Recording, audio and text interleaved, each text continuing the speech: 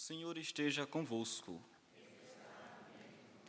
Proclamação do Evangelho de Jesus Cristo segundo Lucas. Glória a vós, Senhor. Um dia, Jesus estava ensinando. À sua volta estavam sentados fariseus e doutores da lei, vindo de todas as aldeias da Galileia, da Judéia e de Jerusalém. E a virtude do Senhor o levava a curar. Uns homens traziam um paralítico no leito e procuravam fazê-lo entrar para apresentá-lo. Mas, não achando por onde introduzi-lo, devido à multidão, subiram ao telhado e por entre as telhas o desceram com o leito, no meio da assembleia diante de Jesus. Vendo-lhes a fé, ele disse: Homem, teus pecados estão perdoados. Os escribas e fariseus começaram a murmurar, dizendo: Quem é este que assim blasfema? Quem pode perdoar os pecados senão Deus? Conhecendo-lhes os pensamentos, Jesus respondeu, dizendo: Por que murmurais em vossos corações? O que é mais fácil dizer: Teus pecados estão perdoados? Ou dizer: Levanta-te e anda? Pois, para que saibais que o Filho do Homem tem na terra poder de perdoar os pecados, disse ao paralítico: Eu te digo, levanta-te, pega o leito e vai para casa.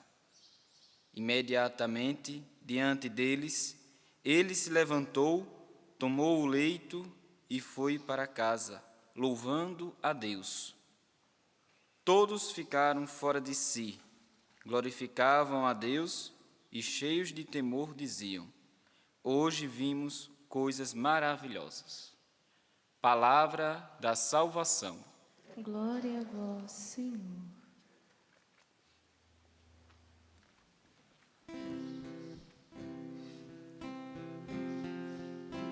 Eis que vem o nosso Deus, Ele vem para salvar. Eis que vem o nosso Deus, Ele vem para salvar.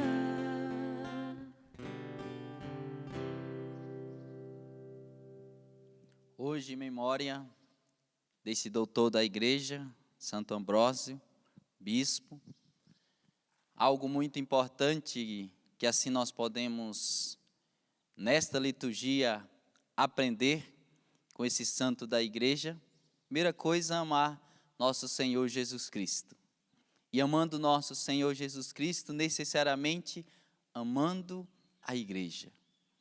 Se existe uma característica muito particular de Santo Ambrósio, era este amor pela igreja de nosso Senhor Jesus Cristo. Ambrósio de uma família rica, Ambrósio que nasceu no contexto ali, o seu pai, em uma das cidades do Império Romano ali, ele prefeito. Posteriormente, Ambrósio se tornou governador de uma das cidades chamada Tréviros. E nesse contexto político no qual ele vivia, e até de um destaque na sociedade, o Senhor o chamou a algo maior e diferente daquilo que ele exercia. No primeiro momento, o cuidado que Ambrósio tinha para com as necessidades materiais. Mas posteriormente, quando o Senhor o chama para que ele pudesse ser padre, bispo e assim posteriormente, o cuidado já não é mais somente com aquilo que é material, com aquilo que é terreno. O cuidado agora de Ambrósio é cuidar da salvação de todos aqueles que o Senhor assim o confiava a ele. E a eleição de Ambrósio como bispo, ela saiu muito do comum, do extraordinário. Como eu vos disse, Ambrósio era governador de Milão, no tempo que assim ele foi eleito como bispo. Estava tendo uma reunião, precisava substituir o bispo que tinha morrido anteriormente, Ário. E pensou que não, na reunião que estava ali, e nesse período o poder civil e o poder religioso estavam muito juntos. Pensou que não, uma criança, do nada, entre aspas, começa a gritar: Ambrósio bispo, Ambrósio bispo. E aquele silêncio na assembleia, o pirralhinho gritando assim: Ambrósio bispo. E todos ficaram abismados, não esperavam aquela circunstância daquela maneira. Pensou que não, os clérigos que ali estavam, juntamente com outros do poder civil, entenderam aquela voz da criança de forma inesperada, entenderam como voz de Deus para que Ambrósio se tornasse bispo. Sendo que Ambrósio não tinha sido batizado ainda. Ele era catecúmeno. Porém, como foi escolhido por todos os clérigos que estavam ali e também pelo poder civil, o Papa aceitou aquela proposta e assim tornou Ambrósio, fez o batismo, batizou, posteriormente ordenou o padre e logo em seguida já ordenou o bispo. A gente demora que só até para ordenar padre, né, padres? O padre aqui, como é o seu nome?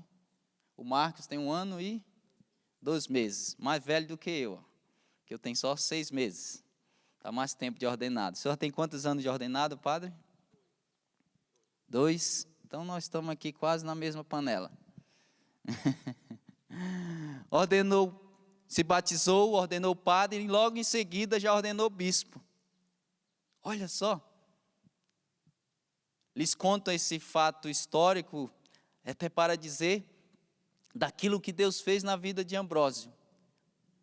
Um homem, como eu vos disse, que cuidava das coisas terrenas, sendo ordenado padre e posteriormente bispo, passou a cuidar das coisas do céu. Que é este o papel principal do sacerdote. Mesmo envolvido com as coisas terrenas, a administração daquilo que é próprio dos bens da igreja, mas a principal missão do padre é exatamente cuidar do tesouro do céu, os sacramentos de modo geral. E assim, Ambrósio acolheu essa proposta e assim se tornou bispo, mas um bispo muito aplicado no conhecimento da doutrina, muito aplicado no conhecimento da Sagrada Escritura. Por isso que eu vos disse no início da minha fala, que Ambrósio se destacou exatamente por alguém que amava a Deus e, consequentemente, amava a igreja. Tanto é que no contexto histórico, eu estou falando aqui do 3º século, apareceu um clérigo chamado Ário, que ele negava a divindade de nosso Senhor Jesus Cristo. Depois se tornou aí conhecido como a heresia, o arianismo. Ele negava a divindade de Jesus. Dizia que Jesus era uma criatura, era o primeiro filho de Deus, era uma criatura superpoderosa, mas não era propriamente Deus.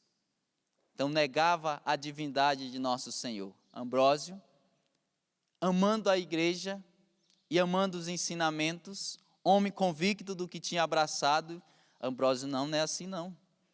Jesus não é uma criatura, Jesus é Deus. Ele não foi criado, ele foi gerado. E ali, não aceitando essa tese de Ário, combatendo o arianismo nesse aspecto,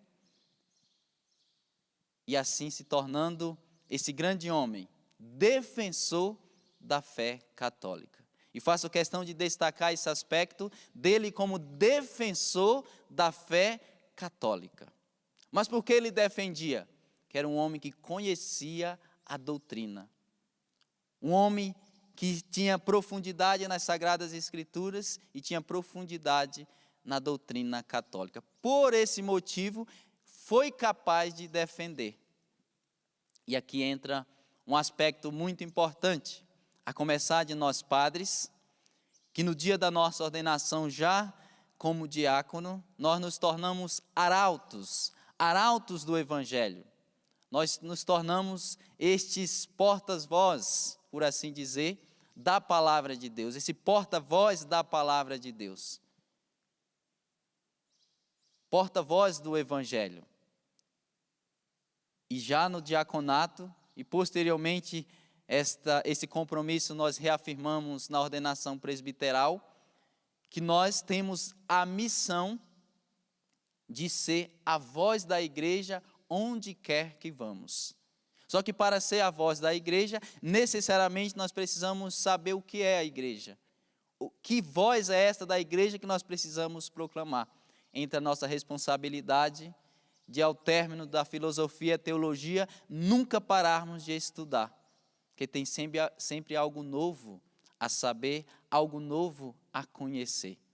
Essa responsabilidade, sobretudo de nós padres, de ensinar para os fiéis, de ensinar para aqueles nos quais o Senhor vai confiar, ensinar a doutrina da igreja, a ponto que tudo que foge da doutrina, sermos contra, que foi o que Santo Ambrósio fez, quando Ário propôs que Jesus Cristo era uma grande criatura, a principal criatura, mas não era Deus, ele ali se posicionou, não é bem assim não.